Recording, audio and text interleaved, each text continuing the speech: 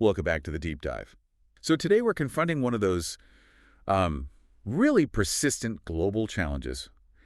How do you bring life-changing infrastructure, specifically electricity, to millions of people? People living in remote, off-grid villages. Exactly. Places where the state utilities just can't or maybe won't reach. It's a huge problem. It's about poverty, it's about geography, and of course, technology. And our deep dive today is all about the organization that, well, became the world leader in solving this, Grameen Shakti. Which means rural energy in Bengali. Right. It was founded back in 1996 by Nobel laureate Professor Muhammad Yunus, a social enterprise, part of that Grameen microfinance family. Yeah, and this story is it's a spectacular story of scale. Our mission today is to understand how Grameen Shakti went from this tiny pilot project to deploying 1.8 million solar home systems. We'll call them SHS for short. SHS, right.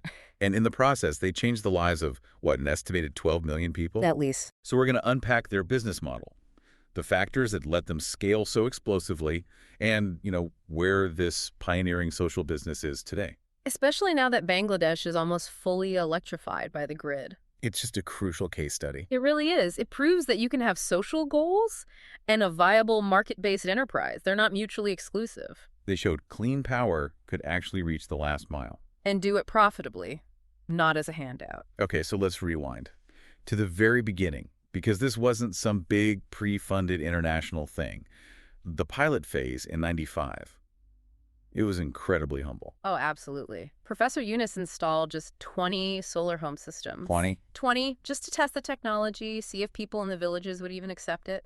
Yeah. And that success led to Grameen Shakti being formally set up in 1996. What stands out to you about starting so small? Well, that small start was everything. It meant they had to test their assumptions on the ground.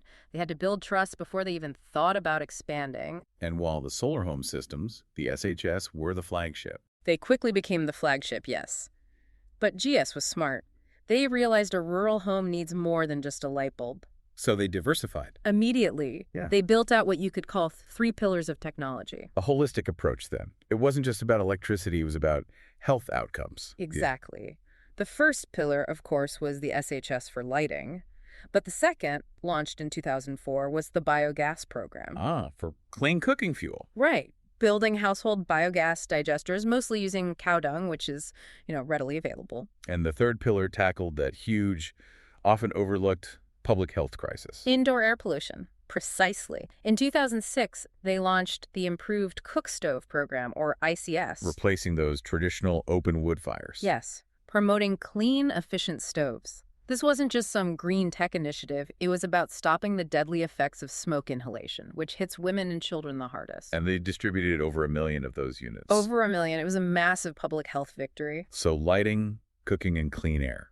But to build that foundation, you need capital. Absolutely essential. And that's where the partnerships came in. In 2003, they became a partner of IDCL, which is Bangladesh's state-backed financing facility. And that relationship was the linchpin. It gave them access to capital, to subsidies. It's what made the solar units affordable and really set them up for that explosive growth later on. So it became a public-private collaboration. Not just a grassroots effort, no. Okay, let's unpack the core mechanics then. Because going from 20 systems to 1 million by 2012. Ahead of their 2015 target, even. Ahead of schedule. That leap requires something truly innovative in the business model. And the single most important innovation was integrating technology sales with microcredit. The Grameen Bank playbook. Exactly. Grameen Shakti wasn't just a solar company. It was a hybrid, applying that time-tested model directly to hardware. So they solved the biggest hurdle for poor families, the upfront cost. Yes. They designed these flexible credit schemes, usually 2- or 3-year loans. Families could get an SHS with a very small down payment. But here's the stroke of genius, right? This is it. The monthly installment payments were set to roughly match what families were already spending on things like kerosene and batteries. How much is that typically? Around 400 to 500 taka a month, so maybe $6 or $7. So the key was making solar a spending swap, not an added expense. That's it. You're not asking them to find new money. You're just redirecting their existing energy budget into an asset that gives them vastly better results. That just fundamentally changes the market. It does. It turned latent demand into effective demand. It proved the rural poor were a viable, creditworthy market. But finance is only half of it. You can't finance a piece of tech if there's no one there to service it. And that brings us to their operations, the sheer power of their grassroots presence. They built an army. You could call it that. By 2012, GS had established 1,500 rural offices. Not shops, but actual operational hubs. Across all 64 districts of Bangladesh. Every single one. And they employed over 11,000 field staff.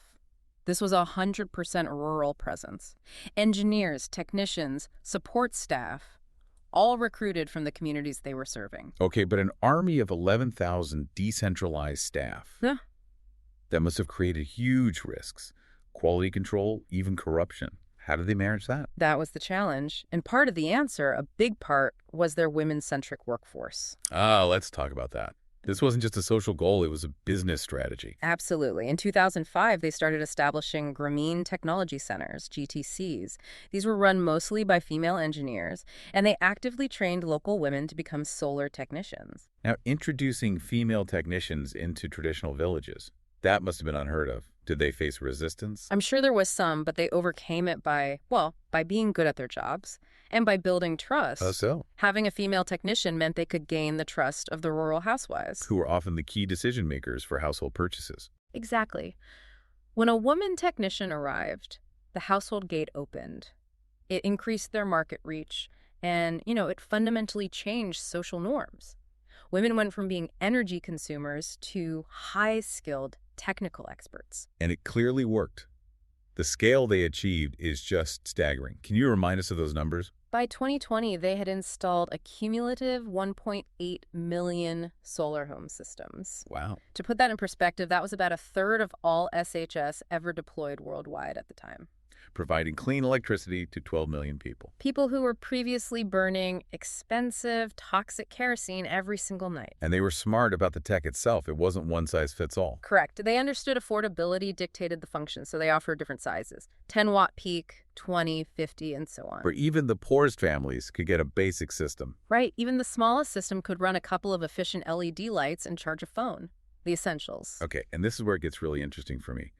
GS didn't stop there. They kept innovating beyond just the single house. They realized that once a house has a solar panel, it has an asset that can be shared or even traded. Which led to their microgrid project. The peer-to-peer microgrids, yes, starting around 2017, they connected individual home solar systems into a smart village grid. So you could trade energy with your neighbors. Essentially, yeah. It turns every home into a tiny utility. If you generate more power than you need during the day, you can sell the excess to your neighbor in the evening. And they also moved into what's called productive uses of energy. Right. Moving beyond just the home, they started piloting solar irrigation systems to replace those polluting, expensive diesel pumps used in agriculture. So they're embedding solar into the entire economic engine of the village. That's how they stayed relevant. So what does all this mean for the families on the ground? We've heard the big numbers, but yeah, what was the tangible human impact? Well, the economic uplift is just undeniable. First, you have the direct cost savings. We're talking up to $7 a month on kerosene alone. Which is a huge chunk of a rural family's disposable income. It's massive. That's money that can go into better food, into education for the kids. And solar didn't just save money. It made money. Right. Solar lighting meant income generation. Rural tailors, small shops, little home-based businesses, many run by women, could suddenly stay open for hours after sunset. It extends the workday. It fundamentally increases their earning potential. The World Bank actually estimated the net financial benefit to households from this program was around $1.35 billion. $1.35 billion. That's staggering. It proves this was an economic driver, not just a social program. And beyond the money, the health and social gains are just as profound. Getting rid of that kerosene smoke. Exactly. Eliminating the noxious fumes, the fire risk. It dramatically improved indoor air quality. That was a huge, silent public health success. And for the kids? They could study at night under clean, bright light. That has ripple effects on education for years. Which brings us to the big strategic question they're facing right now. This whole model was built to serve the off-grid market. What happens when the grid arrives? And it did arrive. By 2021, Bangladesh had achieved over 97% grid electrification. A phenomenal success for the country. But for Grameen Shakti, it meant their traditional market. it basically vanished. New SHS sales just plummeted. So they were forced into a major pivot. A painful strategic pivot, yes. How do you go from being the heroes of access to, well, service providers?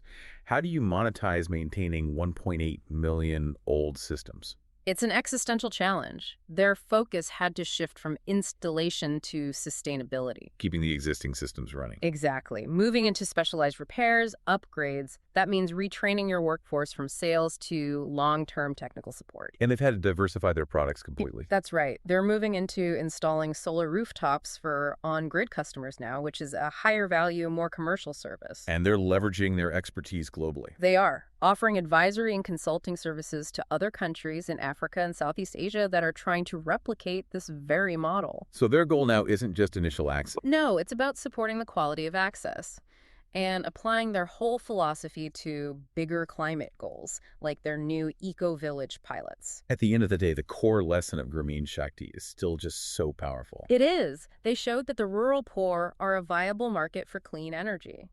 The real innovation wasn't the solar panel. It was the model. It was the integrated social business model that wove together financing, the right technology, and deep community service. And in doing that, GS proved that decarbonization and poverty alleviation can actually go hand in hand. They turned a massive infrastructure problem into a sustainable economic opportunity for millions of people. They really lit the path for off-grid power. And now that path leads towards smart grids, modernization, next-generation batteries. Which leaves us with a final, provocative thought for you to consider. We've seen how this mix of credit, community trust, and decentralized tech solve the energy problem. So what's the next major public challenge? Maybe it's rural sanitation. Maybe it's clean water infrastructure that could be cracked by adopting the same integrated social business approach. Thank you for diving deep with us. Thank you for listening to Mission Possible. Innovating for the world's most marginalized. This podcast is built on the outstanding work of our students, whose curiosity and commitment drive much of the research and storytelling you hear.